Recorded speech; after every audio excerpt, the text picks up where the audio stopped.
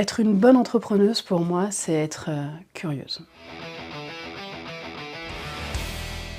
Avant de racheter My English School France, j'étais employée de la structure comme directrice du centre de Lyon.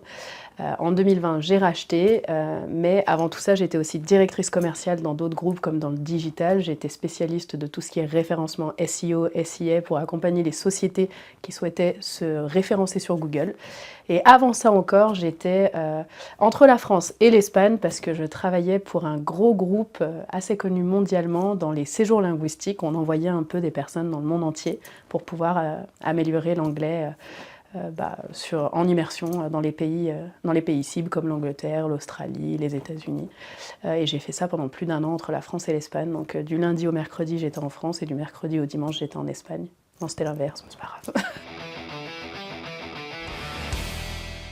Ce qui m'a poussée à entreprendre, c'est un peu le fait de ne pas avoir le choix. En fait, pendant la crise Covid, c'était où je décidais de reprendre ma société, où je ne savais pas ce qui allait arriver des 6 collaborateurs qui étaient avec moi à l'époque. Donc je me suis dit, il faut reprendre cette société. J'ai toujours rêvé d'être dans l'entrepreneuriat.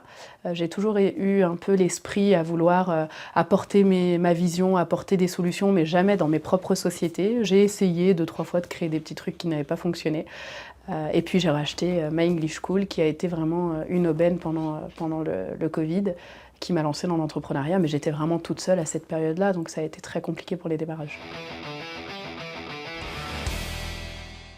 Alors au moment où j'ai racheté, en effet, la société n'allait pas très bien, mais elle était détenue par un groupe italien qui faisait plus de 40 millions d'euros de chiffre d'affaires, donc autant dire qu'ils n'avaient pas de problème, eux, avec le fait d'avoir une cellule qui ne fonctionnait pas exactement comme ils le souhaitaient. Quand moi j'ai racheté par contre, avec mes 2 associés qui sont Julie Guillotin et Fabio Grandi, nous on était tout petits, on n'avait pas forcément d'argent, ou du moins beaucoup moins que ce grand groupe italien, donc on a dû très rapidement mettre en place des actions comme par exemple revoir la méthode complète, parce que nous à l'époque on était payés sous 24 voire 36 mois, parce que dans la formation c'est un peu spécifique, mais on est payé en fin de formation. Donc il a fallu qu'on revoie toute notre méthode, qu'on améliore les prix, qu'on renégocie tous les contrats qu'on avait, si j'en nomme un. On avait le contrat téléphonique par exemple, le standard nous coûtait 500 € par mois, aujourd'hui on est passé sur un standard qui nous en coûte 79 et on est très heureux. Donc vraiment aller retravailler tous ces contrats-là, ce qui nous a permis en fait tout simplement de gagner de l'argent. Et la première chose que j'ai faite aussi, soyons honnêtes, c'est de retirer mon salaire. J'ai eu le droit à Pôle emploi pendant 24 mois quand j'ai lancé la société, mon associé aussi Fabio, ce qui a permis de diviser les charges énormément pour la structure. On n'a cependant jamais revu les salaires des collaborateurs, mais au moment du rachat, je me suis rapprochée de mes collaborateurs et je leur ai dit pendant 1 an, je ne vais pas pouvoir vous payer de primes. Si vous souhaitez partir, je peux le comprendre. Et au final, ils sont tous restés. Donc c'est comme ça qu'on a remonté la barre, en travaillant d'un côté sur les frais et de l'autre sur négocier ce qu'on pouvait pour pouvoir s'assurer que la société pouvait survivre. L'ouverture au monde. Quand on parle anglais ou quand on parle une autre langue, on se rend compte qu'il existe des cultures complètement différentes à la nôtre, et quand on s'ouvre au monde, il n'y a rien de plus beau. L'anglais est certainement la langue qui nous permet de pouvoir parler dans les 4 coins du monde avec n'importe qui. C'est pas la langue la plus parlée au monde, la langue la plus parlée au monde c'est le mandarin, mais c'est normal, ils sont quand même 2 milliards dans leur pays. Mais l'anglais ça reste quand même la langue internationale. Et en fait c'est la beauté de se dire, quand je peux échanger avec des gens, je peux comprendre d'autres manières de penser, parce qu'on est vraiment différents dans le monde entier. Et ça ouvre l'esprit quoi. Moi ça m'a changé la vie, l'anglais m'a changé la vie, donc je voulais apporter ça dans la vie des gens. Tout à l'heure je disais que je travaillais dans le digital. Le digital, j'avais l'impression de vendre des choses que je ne pouvais pas vraiment mettre en application. J'avais un peu l'impression de vendre du rêve. Le matin, je me levais, j'étais pas fière de ce que je faisais. Dans l'anglais, je suis fière tous les matins, quoi. Quand je me regarde dans le miroir, je me dis, je change des vies, je permets à des gens de trouver des emplois, je permets à des gens de partir à l'étranger, de vivre des aventures. Je permets aussi à des gens de se marier, parce qu'ils se rencontrent en formation chez nous. Et je suis heureuse, parce que ça ouvre des portes. Ce que je préfère dans l'entrepreneuriat, c'est le fait d'être ma propre boss, de pouvoir vraiment définir des lignées. J'ai une vision, je veux aller quelque part et je peux emmener ma société vers là où je le souhaite. Attention, être entrepreneur, ça ne veut pas dire prendre toutes les décisions tout seul. Moi, j'ai mis en place très rapidement un CODIR, donc un comité de direction, avec mes équipes pour qu'on puisse ensemble prendre les décisions. Mais ce que j'aime, c'est qu'à la fin de la journée, quand tu es entrepreneur, c'est ta société, donc c'est aussi en grande partie ta vision. Même si tu as des personnes qui vont te donner des idées et qui vont t'aider à évoluer ou que tu puisses ne pas prendre les décisions tout seul, c'est quand même toi qui fais en sorte que ta boîte, elle fonctionne ou non. Donc ça, j'aime beaucoup. Après, ça peut être un stress que certains n'acceptent pas. Dans mon cas à moi, c'est un stress que j'adore parce que je me dis que demain, quand je quitterai ce monde, j'aurai potentiellement créé un groupe qui fera la différence dans la vie des gens et ça sera grâce à moi. Le capitalisme solidaire. Depuis que j'en ai parlé, tout le monde revient vers moi avec cette question. Pour moi, le capitalisme solidaire, c'est assez simple. C'est quand tu es une société ou quand tu as une société qui fonctionne et qui fait de gros chiffres d'affaires avec des beaux résultats, je reste persuadée que des entrepreneurs comme moi, comme d'autres, pourraient reverser une partie de ce résultat net à des petites structures de la région, locales, qui ont besoin en fait de se développer, qui n'ont pas forcément les aides des banques, qui n'ont pas forcément les aides d'État, mais qui ont des bons produits, qui ont des bons services et qui n'arrivent pas à grandir. Donc j'en parlais, on a le 1% d'art par exemple, quand on crée des nouveaux bâtiments, notamment dans le public, le public oblige, enfin l'État, le gouvernement oblige de remettre dans le projet global de mettre 1% d'art, c'est-à-dire 1% du montant global dans de l'art. Bah, je pense que ça pourrait être bien qu'on crée une espèce de loi comme ça, après une loi oui ou non, ou du moins autoriser les sociétés qui le souhaitent à pouvoir faire le 1% solidaire, donc c'est-à-dire moi j'ai un résultat cette année de 342 000 €, ben, j'en reverse 1% à une société de mon choix, en local. Ça permettrait de relancer l'économie locale, de permettre au gouvernement aussi d'être potentiellement moins présent, d'éviter les PGE, d'éviter ce genre de choses, parce qu'en fait les sociétés rentables en local pourraient aider celles qui ne le sont pas ou qui le sont moins à se développer. Pas parce qu'on vit en France et que j'ai voyagé. J'ai voyagé dans beaucoup de pays du monde et qu'on a beau dire qu'en France c'est la misère, il y en a beaucoup qui n'ont pas été en Asie, il y en a beaucoup qui n'ont pas été aux États-Unis non plus. On a la chance en France quand même d'être accompagné, d'être aidé. Moi je suis née dans une cabine téléphonique, aujourd'hui je suis chef d'entreprise et je ne l'ai pas fait toute seule, hein. Ma mère est décédée, j'avais 9 ans, c'est l'État qui m'a pris sous son aile, j'ai été pupille de l'État jusqu'à mes 25 ans, l'État m'a payé mes études. Donc aujourd'hui j'espère que ce que je paye permet à d'autres, français ou non, soyons clairs, de pouvoir bénéficier de ce service. Parce qu'aujourd'hui on arrive vraiment dans une économie où c'est de plus en plus dur pour l'État de subvenir aux besoins des Français, parce qu'on a plus de Français qui bénéficient de ces aides. C'est ce qu'on dit, moi je pense pas. Je pense surtout qu'on est dans un pays où le socialisme, des fois, arrive à ses limites, mais même s'il arrive à ses limites, je continue et je souhaite continuer à participer à ce système-là, parce que je suis contre le capitalisme unique. Je veux que les gens puissent bénéficier et être aidés quand ils sont vraiment dans la galère, en fait, tout simplement. Pas tout le monde bénéficie des aides sans raison, contrairement à ce qu'on essaye de nous faire croire. Souvent, il y a des vraies raisons derrière. Donc voilà, je veux participer à ça, à cet effort collectif. J'y ai cru pendant longtemps. J'y ai cru pendant longtemps parce que je pense que je suis une des raisons, enfin moi pour moi la méritocratie a vraiment fonctionné à l'époque où je suis née. Moi je suis née dans les années 90. Dans les années 90, si tu avais envie d'y arriver, tu pouvais y arriver. Puis après j'ai un nom quand même, moi mon nom initial c'est Déborah Thirion, mon nom de naissance, Guillotin maintenant. Donc j'ai un nom qui me permet aussi de pouvoir bénéficier de cette méritocratie. Mais dernièrement j'ai lu un article qui disait que la méritocratie en fait, on se rend compte que ça représente que 2%, c'est-à-dire 2% des Français qui sont nés au plus bas et qui ont réussi, de par leur travail, à aller dans les hautes sphères. Et en fait, ça me pose problème parce que je me dis que la méritocratie devrait exister, parce qu'on est quand même dans un pays où, si demain tu veux travailler et tu veux faire les choses bien, on devrait pouvoir t'aider et t'accompagner. Mais, je sais pas si j'ai le droit de dire ça, mais ce qui est malheureux, c'est qu'aujourd'hui, j'ai racheté un média, dernièrement, et en faisant des analyses, je me suis rendu compte que quand il y a des radiations de société, dans 95% des cas, ceux qui se retrouvent avec des interdictions de gestion, après avoir fait faillite, c'est des musulmans, c'est des personnes qui ont des noms arabes, c'est pas des personnes qui ont des noms français. Et j'ai l'impression qu'aujourd'hui, on a beau dire ce qu'on veut, la méritocratie, elle est OK pour les personnes qui ont des noms franco-français, mais elle est un peu moins pour des noms qui sont différents, et je trouve ça dommage. Bien sûr, et je trouverais dommage de ne pas en avoir. Est-ce que vous voulez savoir c'est lesquels? Bon d'accord. Je vais vous le dire. Alors, en rôle modèle, dernièrement, j'ai rencontré 2 femmes incroyables. Sandra Viricel, qui est dans l'immobilier, elle est dans les émissions de Stéphane Plaza. Et Alice Labouze, qui, elle, est dans tout ce qui est de la partie financière. Chaque année, en fait, j'ai un peu mes rôles modèles, hein. Je change constamment, parce que pour moi, c'est important d'avoir toujours de nouveaux mentors, de nouvelles personnes, et de découvrir de nouveaux mondes aussi. Mais c'est vrai que ces 2 personnes-là, de 2024, ont vraiment changé ma vision du business, changé ma vision de la vie, changé ma vision de ce que je souhaitais devenir. Et pour le coup, c'est mes derniers rôles modèles. Mais le rôle modèle de ma vie, c'est Céline Dion. Mais bon, c'est parce que je l'adore, mais ça c'est une autre chose. Elle est partie de rien, faut le dire, hein. Ils étaient 13, elle dormait dans un tiroir et elle est devenue ce qu'elle est devenue aujourd'hui. Donc je me dis qu'elle, vraiment, elle a réussi sa vie. Et au-delà de la chanson, elle est surtout, elle a des business incroyables, elle fait fructifier son argent. Après, il y a aussi des personnes comme Taylor Swift dernièrement, où tout le monde les voit pour la musique, mais moi je les vois plutôt pour le côté business. Et dans le cas de Taylor Swift, cette fille est incurable.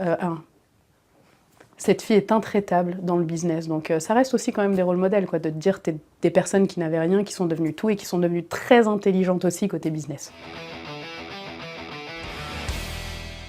Alors, je suis devenue business angel pour la simple et bonne raison, je parlais tout à l'heure du capitalisme solidaire, et pour moi c'est l'une des meilleurs moyens de montrer le fait qu'on peut aider d'autres entrepreneurs. Aujourd'hui en France, j'ai pas la possibilité, et c'est vrai, de prêter de l'argent à une société qui existe déjà, à une société qui fonctionne. Par contre, j'ai la possibilité d'investir dans le capital de start-up qui se développent, donc les aider en prenant une part du capital. Je n'ai pas la possibilité de leur donner l'argent, donc ça n'existe pas en France. On n'a pas le droit de donner de l'argent à une structure, enfin à une personne morale. Donc quand on a des artisans qui, eux, existent déjà, tu ne vas pas leur acheter des parts de société, il n'y a aucun intérêt. Par contre, aider des petits qui souhaitent se lancer et les banques ne les suivent pas, parce que c'est le cas en France, quand tu n'as pas 3 bilans positifs, la banque ne te prêtera pas d'argent. Il y a besoin de business angels, on a besoin de personnes qui ont réussi à faire de l'argent et qui ont envie d'aider cette économie locale, ou cette économie nationale d'ailleurs, à pouvoir se développer. Donc c'est pour ça que je l'ai fait. Et un autre point, j'investis que dans des startups qui ont un réel intérêt pour l'humain, pas pour des startups qui vont faire des choses qui sont simplement capitalistiques avec l'idée de toujours faire plus d'argent. J'ai besoin que les sociétés dans lesquelles j'investisse puissent vraiment redonner à l'humain. Et quand je donne de l'argent à une startup, la première chose que je lui dis, c'est le jour où toi tu auras de l'argent, enfin au fondateur bien sûr, pas à la startup, le jour où tu as de l'argent, j'aimerais que tu fasses la même chose, que tu aides des plus petits que toi à pouvoir grandir, donc investir dans des startups, en leur laissant la main sur leur business. Moi je suis pas là pour leur dire quoi faire, je suis pas là pour leur mettre la pression. Une startup elle coule, c'est pas grave, quand j'investis mon argent, je sais que ça peut être le cas dans 8 cas sur 10. Je veux pas leur mettre la pression, mais je veux leur montrer je suis là, je veux t'aider, et le meilleur moyen de le faire, c'est de te prêter de l'argent, de t'en donner juste. D'être curieux. Le meilleur conseil que je pourrais donner à un entrepreneur, c'est d'être curieux, au-delà du fait d'être bien accompagné, parce que ça c'est une certitude, que ce soit avocat fiscaliste, comptabilité, expert comptable, peu importe. Être bien accompagné, mais être surtout curieux. Moi je le vois, un mauvais conseil comptable m'a coûté 200 000 € d'impôts, alors que si j'avais été ne serait-ce qu'un peu plus curieuse et que j'avais regardé moi-même, j'aurais pu très clairement voir en 2 secondes que le conseil qu'on m'avait donné allait me poser problème dans le futur, au vu du développement que j'envisageais. Un expert comptable ou un avocat fiscaliste, si ils vous accompagnent, ils n'ont pas votre vision, ils ne connaissent pas les choses que vous souhaitez mettre en place, donc ils vont vous donner des conseils en fait, qui sont souvent court-termistes. Mais si vous avez une vision longue, c'est super important d'être curieux vous-même et d'aller chercher les choses. Moi, je suis devenue une experte en montage de société, je suis devenue une experte littéralement en fiscalité. Aujourd'hui, je débat avec mes avocats fiscalistes sur certaines solutions qu'ils mettent en place pour leurs propres clients. Donc, c'est le meilleur conseil que je peux vous donner. Personne ne pourra savoir mieux que vous votre business. Pendant des années, j'ai fait mon bilan comptable jusqu'à ce qu'au bout d'un moment, je me rende compte que j'avais que 200 € d'écart avec ma comptable et que je pouvais lui faire confiance, quoi. Alors, dans mon monde à moi de la formation, non. Moi, je le vois pas vraiment. Je vois pas la problématique d'être une femme. Mais dans le monde, par exemple, d'Alice Labouze, dont je parlais tout à l'heure, dans la finance, oui, c'est un vrai problème, parce qu'aujourd'hui, en 2024, dans la finance, il existe encore des clubs privés et réservés uniquement aux hommes. Il est clairement indiqué, les femmes ne peuvent pas venir. Donc je trouve que c'est quand même assez incroyable de se dire qu'en 2025, des clubs privés se permettent de ne pas accepter des femmes. Et donc oui, dans ce domaine-là, qu'est la finance par exemple, le plafond de verre existe réellement pour les femmes. Ouais. Dans le domaine de la formation, je ne peux pas dire ça, ça serait un mensonge. Je ne le vis pas. Alors, pour moi, l'équilibre vie privée, vie perso est primordial, autant pour moi que pour mes collaborateurs et mes associés, parce que la vie est courte. En moyenne, une femme va vivre 76 ans, un homme va vivre 70, je crois que c'est ça, je suis même pas sûre. Sauf que sur l'échelle de l'humanité, l'homme représente, sur une échelle qui est de 40 cm, l'homme représente même pas 0,7 cm. Donc je me dis, la vie est tellement courte que si on passait notre vie entière à travailler constamment comme des acharnés, ça serait quand même dommage. Donc non, la vie personnelle est extrêmement importante. Pour moi, c'est la priorité numéro 1 et vient ensuite le travail. La présence sur les réseaux sociaux, au début, on l'avait mise en place parce qu'on se rend compte qu'avec les générations qui arrivent, il est très important de connaître la personne qui est derrière un service ou derrière un produit. On n'est plus comme à l'époque de nos parents où en gros on avait un service ou un produit et puis on l'achetait parce qu'on aimait bien. Aujourd'hui, on a besoin de comprendre à qui on achète et pourquoi on achète. Donc c'est pour ça qu'on a mis en place tous nos réseaux sociaux. Après, moi je suis un peu bizarre, c'est-à-dire que je suis tellement une aliénée dans le monde de l'entrepreneuriat que ça marche très bien, parce que quand t'entends une patronne dire qu'elle adore se faire taxer à 70%, je me fais insulter sur les réseaux sociaux en mode t'es une menteuse, je m'en fous. Mais au-delà de ça, aujourd'hui, c'est devenu une vraie manière de pouvoir m'exprimer au-delà de la formation, au-delà de mon business, qui fait qu'aujourd'hui, je travaille avec des organes gouvernementaux pour trouver des moyens d'améliorer la qualité dans la formation. Donc ça m'a permis en fait d'ouvrir beaucoup plus de portes, d'être présent sur les réseaux sociaux. On me propose des partenariats pour aller vendre d'autres produits, c'est pas trop mon délire, mais je sais que les réseaux sociaux aujourd'hui, ça peut être une source de revenus au-delà de son business si vraiment tu as une présence forte. Mes enfants. Ma plus belle réussite, je le dis, j'ai abandonné un Porsche Macan pour un 5008. Et c'est ma plus belle réussite professionnelle, personnelle, tout ce que vous voulez, parce qu'en fait, le Porsche Macan ne pouvait pas accueillir mes jumeaux. Le 5008 le peut, et c'est la plus belle chose du monde quand tu te retournes et que tu vois tes enfants derrière toi, dans ton 5008 et pas ton Porsche Macan. Alors que mon rêve a toujours été d'avoir un Porsche Macan. De changer de véhicule, ça m'a pas du tout posé problème, ça a été vraiment ma plus belle réussite personnelle de me dire waouh, aujourd'hui je suis mère de famille, je roule en 5008 et je suis très fière. Alors oui et non. Utopiste parce que oui, j'ai des pensées qui sont utopiques, par contre je suis très réaliste dans le sens où je sais que ce que je pense ne pourra jamais fonctionner parce que je suis entre guillemets encore trop une aliénée en fait Comment expliquer ça? J'ai 35 ans depuis 3 jours. Donc j'ai 35 ans depuis 3 jours et quand je parle aux gens qui ont 35 ans aujourd'hui, on est dans un monde où on me dit moi j'ai envie de faire plus de thunes, toujours plus de thunes, toujours plus de thunes, c'est moi, c'est moi, c'est moi et les autres j'en ai rien à faire. À côté de ça, on va parler à des gens qui ont 60 ans et eux vont te dire l'important c'est la France, c'est la communauté, c'est le patriotisme. Et en fait moi je suis un peu en mode patriotiste, j'ai envie de donner, j'ai envie d'aider. Donc je me retrouve plus du côté de la soixantaine que des 35 ans d'aujourd'hui. Et je me dis si je vois aujourd'hui les investisseurs, les personnes qui arrivent sur le marché, on est beaucoup plus dans l'individualisme que dans le groupe. Et du coup, non, je me rends compte que ma vision à moi, même si j'en parle, même si je fais en sorte qu'on la voit de plus en plus, elle est très utopiste parce que les gens de ma génération, c'est pas ce qu'ils veulent. Eux, ils veulent toujours plus d'argent dans leur poche. Et je trouve ça dommage. Parce que le jour où on meurt, on n'emporte pas notre argent dans la tombe.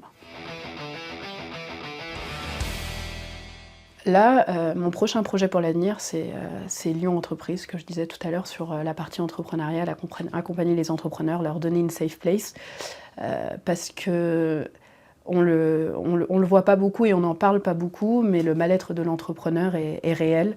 Le fait que les entrepreneurs ne se sentent pas soutenus, c'est réel. Le fait que quand un entrepreneur perd une société, dans beaucoup de cas, je crois que c'est plus de 50% des cas, il finit en faillite personnelle. Dans le fait qu'aujourd'hui, encore en 2025, on a des entrepreneurs qui se suicident. J'ai eu le cas d'un ami qui s'est suicidé en juillet dernier parce qu'il a perdu sa société. On a un tel mal-être des entrepreneurs parce qu'ils n'ont pas de soutien, ils n'ont pas d'accompagnement, que j'ai envie d'en faire mon cheval, vraiment mon cheval de bataille où je les accompagne et on ne devrait jamais avoir un entrepreneur en France qui se fout en l'air parce que sa boîte a coulé. Quoi qu'il en soit, peu importe avec qui vous parlez, on reste des humains, que ce soit Bernard Arnault, le président de la République, ils se lèvent chaque matin, ils font la même chose que nous, ils vont aux toilettes. Donc, si vous avez quelque chose à faire dans la vie, n'oubliez jamais que l'humain reste la priorité. Peu importe que vous soyez tout seul, que vous ayez des amis, que vous soyez accompagné ou pas, N'hésitez pas à aller voir les gens, à aller vers les autres, parce que c'est la plus belle chose du monde. Quand vous allez ouvrir votre cœur à une autre personne, vous allez vous rendre compte que les gens n'attendent que ça. On est dans un monde où les gens sont de plus en plus seuls et on a besoin de reconnecter ensemble. Donc levez-vous, allez voir quelqu'un, parlez, découvrez d'autres personnes, pas forcément des gens que vous connaissez, allez voir des gens qui n'ont rien à voir avec vous, qui ont des visions politiques différentes, des chefs d'entreprise qui sont plus gros que vous, n'hésitez pas à les appeler, demandez-leur des conseils, demandez-leur s'ils peuvent vous voir pour boire un café, et vous allez voir que ça va vous aider, que vous soyez entrepreneur ou non, ça va vous aider à ouvrir vos chakras, à découvrir le monde et à toujours vous améliorer, parce qu'à la fin de la journée, on s'en fout d'être meilleur que les autres, ce qu'on veut c'est d'être meilleur que la personne qu'on était hier.